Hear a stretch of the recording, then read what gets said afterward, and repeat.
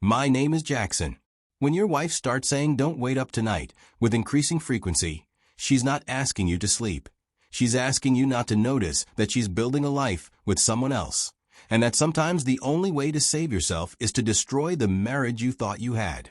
I'd been married to Nora for 4 years when I found out she had been having an affair with our neighbor. Just one statement to her, and her entire facade of innocence crumbled through panicked phone calls and frantic messages. Our marriage had begun with genuine love and partnership, but had deteriorated over time into something hollow and dishonest that I'd been too trusting or too exhausted to properly examine until my instincts finally overrode my desire to believe everything was fine. We met when I was 27. I was in my medical residency, working brutal hours at a hospital as I completed my training to become a physician. Nora was 25 years old and worked in pharmaceutical sales, which had its own demands, but nothing like the schedule I was keeping. The early relationship had been good. We'd connected over shared interests and values, had similar goals about building careers and eventually starting a family. From the onset, I believed I'd found the right person who fits my world completely. We got married after dating for 2 years.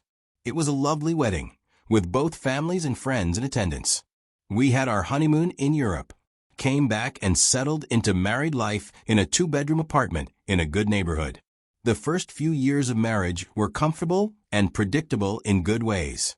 We had routines that worked. We supported each other's careers as much as we could. We made time for date nights and weekend activities despite my demanding schedule. We talked about the future, buying our own house, having children, what our lives would look like once I finished residency, and had more regular hours. I believed Nora understood my sacrifices and knew why I worked such long hours. On some days, I'd be at the hospital for hours and hours, and when I came home, I'd be exhausted and barely able to function. She'd known what she was signing up for when we got married during my residency, and for the first several years, she did handle it. She would have dinner ready when I came home late, and we would plan activities around my schedule, seemed genuinely supportive of what I was doing, even though it meant significant time apart. But as we stayed married for years and years, I began to notice how much things had changed. The shift was gradual enough that I didn't recognize it as a pattern initially. Nora became distant emotionally. She claimed to work late more frequently. She would text me in the evening, saying she had client dinners, late meetings, or drinks with colleagues, and that she wouldn't be home until 9 or 10. Initially, I accepted these explanations without question. Her job did involve entertaining clients. Late meetings happened. I worked insane hours myself. Who was I to question her needing to work late occasionally? But the frequency increased. What had been once or twice a month became weekly, then multiple times per week. She was coming home late more often than she was coming home on time. I started feeling uneasy with how normal this situation was becoming. I wondered whether my absence had led her to embrace working late. Our physical intimacy declined significantly during this period.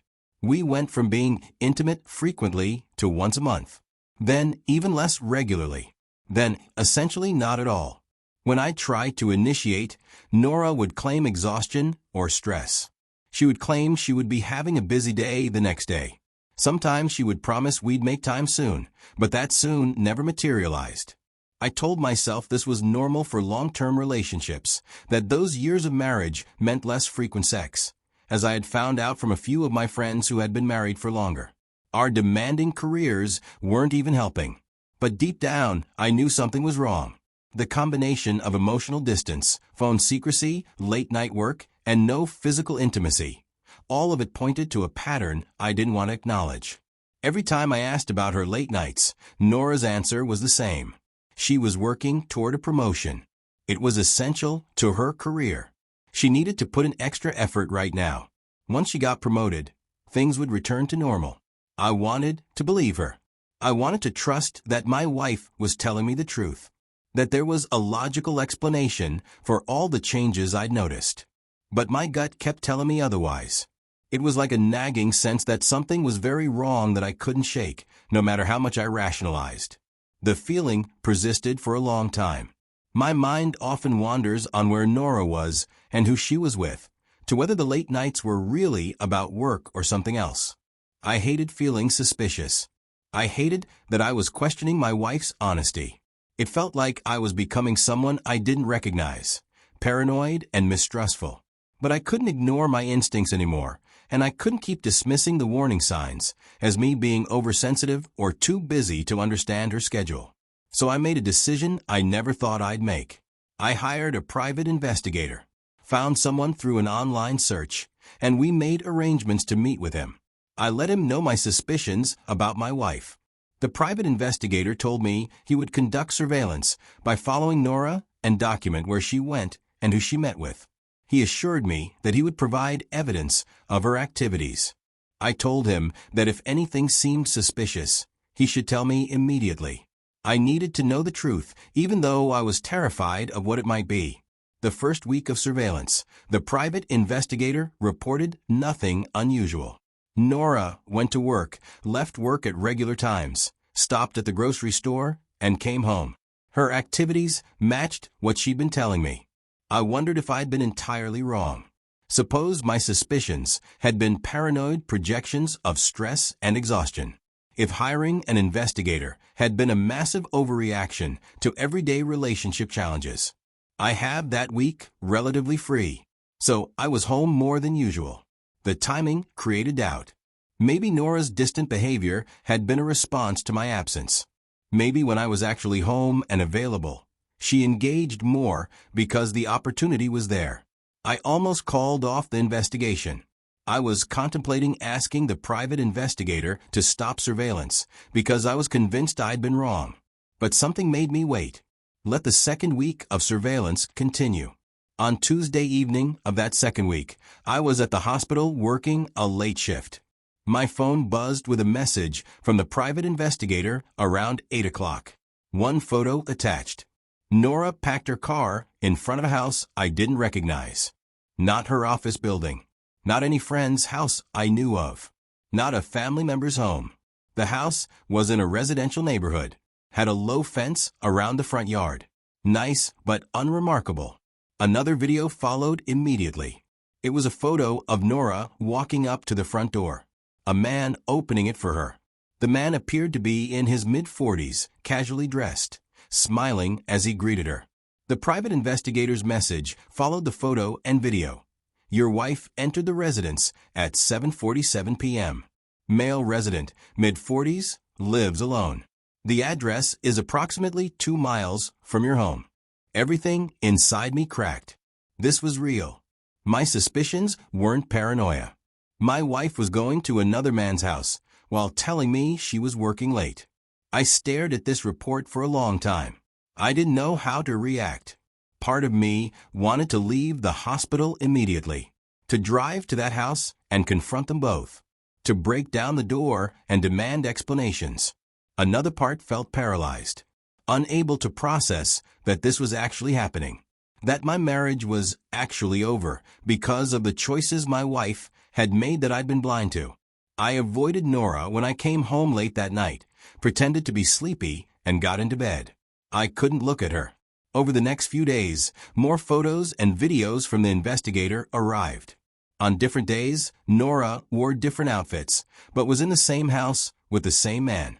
The timestamps told the story. Every time Nora texted me working late or client dinner, my phone would buzz within the hour with photos of her arriving at that house. The evidence accumulated and became undeniable. She was having an affair for who knows how long. I felt disgusted and heartbroken thinking about her. I intentionally withdrew my attention from her.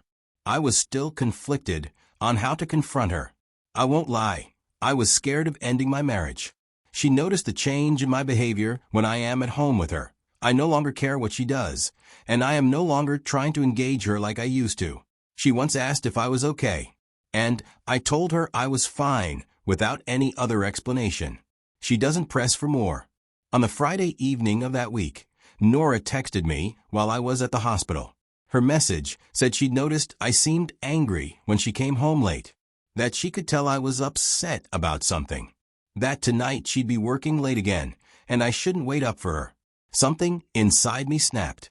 I was tired of the lies, the manipulation, and the casual way she was telling me not to wait up while planning to spend the evening with her lover. I replied, "Tell Mark I said hi."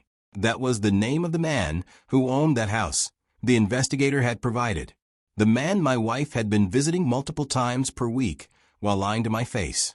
I sent the message as an acknowledgement that I knew and that everything was about to change. I watched my phone and saw that she'd read the message. Then I waited for her response. She replied, asking, "What do you mean?"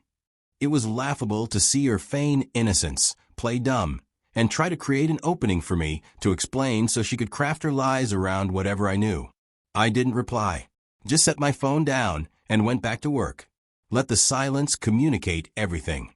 She started calling, but I ignored all of them, allowing them to go straight to voicemail. Text messages flooded in afterwards asking me what I was talking about. Why would I say that? Accusing me of scaring her and asking me to please answer my phone. All of these messages were attempting to maintain the facade, to make me explain myself so she could figure out how much I knew and how to spin it. But even after reading them, I didn't answer any of them. I just let her panic build while I finished my shift. I got home about 20 minutes earlier before Nora burst into our apartment. I was sitting on the couch, waiting for her. She was angry and frantic simultaneously as she got into the house. She demanded to know what I'd meant by my text. Why would I accuse her of something? Why was I being unfair and paranoid? Her voice was trembling, not with innocence or righteous indignation, with fear of being caught. I could hear it clearly, the panic of someone whose lies are about to be exposed. I opened my phone without saying anything, pulled up the photos the investigator had sent, started showing them to her one by one. Her entering that house, the man opening the door, and her car parked in his driveway on different days and different times. The same pattern over and over. I watched her face as I showed her each photo, like watching a wall collapse in real time. Her expression went from angry to shocked to panicked to something like resigned desperation.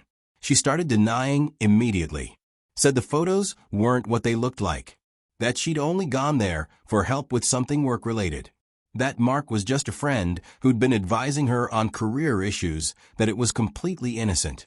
Her explanations were weak and contradictory. She couldn't maintain eye contact and kept changing details of her story as she talked.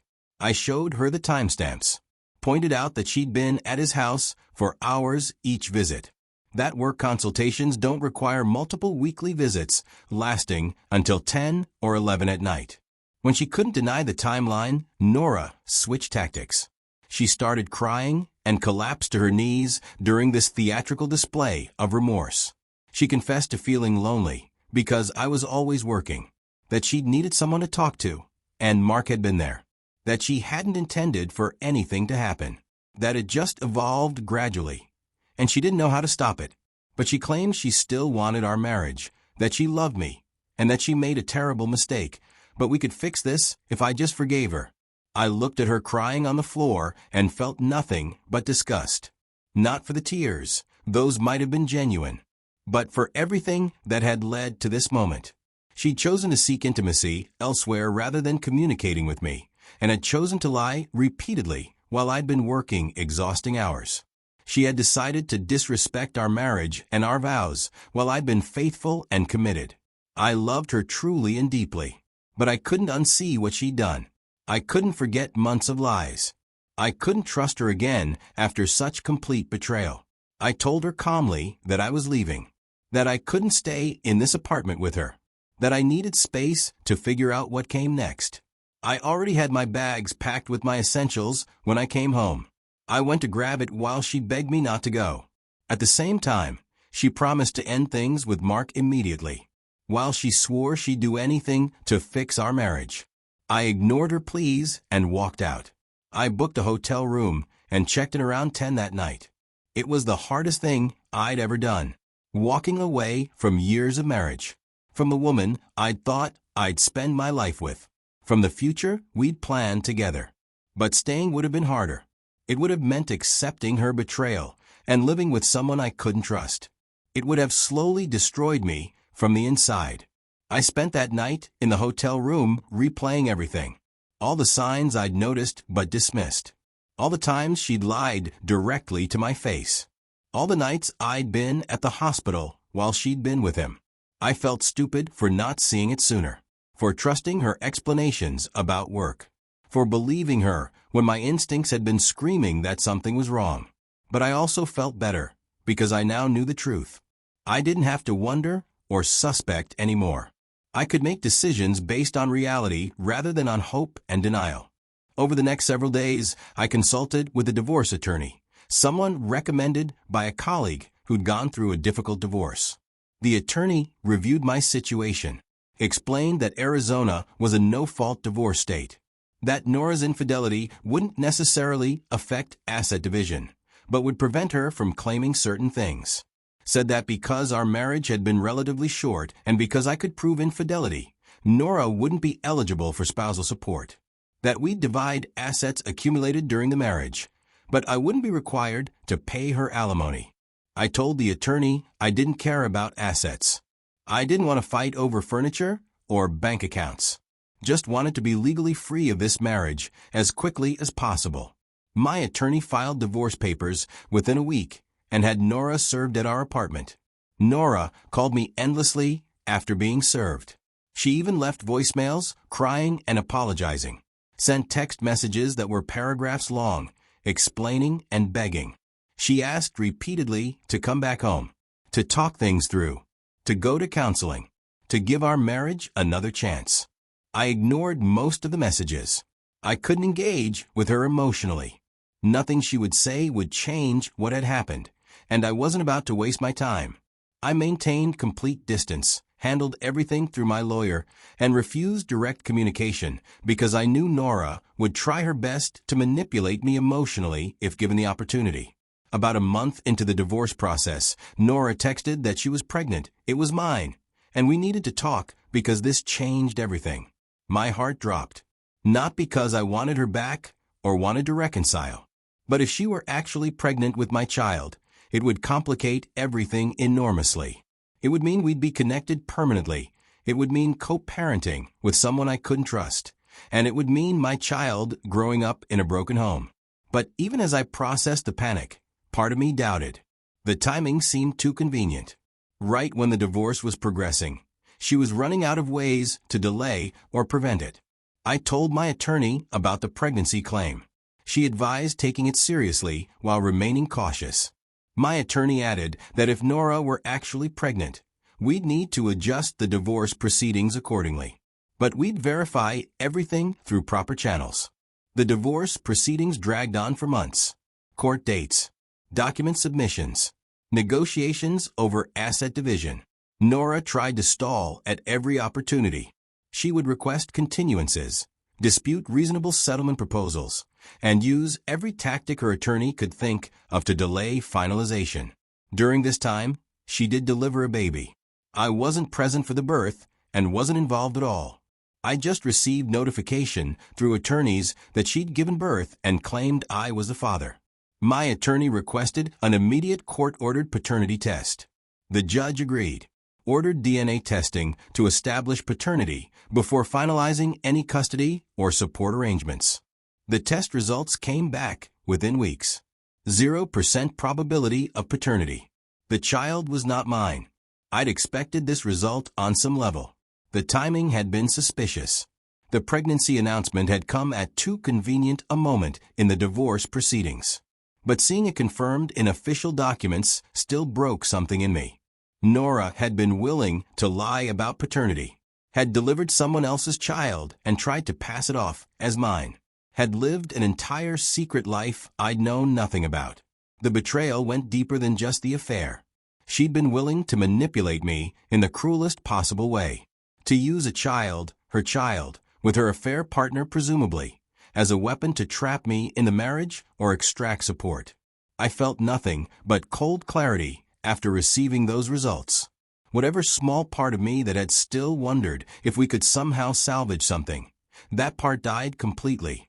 The divorce was finalized shortly after the paternity results came through. With no children to complicate custody and with clear evidence of infidelity, The judge approved our settlement quickly. We divided assets accumulated during marriage roughly equally. I kept my retirement accounts. She kept hers. We split the savings.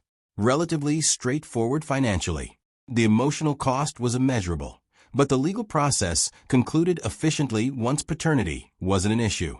I moved to a different part of town after the divorce was finalized because I wanted physical distance from our old neighborhood. I wanted no chance of running into Nora or anyone connected to that chapter of my life. I haven't seen Nora since the final court date. She tried contacting me a few times in the months immediately after. Birthday messages, holiday texts, occasional thinking of you messages. I blocked her after the third or fourth attempt. I made it clear that I wanted zero contact. That our divorce meant exactly that. Complete separation. Sometimes when I'm alone at night, I wonder when it all went wrong. Whether there was a specific moment when Nora decided to cheat. Whether there were things I could have done differently. But I always come back to the same conclusion. Nora's choices were hers. I didn't drive her to infidelity. I was working long hours, but she knew what my residency would entail when we got married. She could have communicated if she was unhappy or asked for a divorce if she genuinely wanted out. Instead, she chose deception, chose to build a relationship with another man while maintaining the facade of our marriage. She decided to lie to my face for months while I trusted her completely. I loved her wholly, but staying in that marriage would have killed me slowly. It would have eroded my self-worth and my ability to trust. It would have destroyed me piece by piece.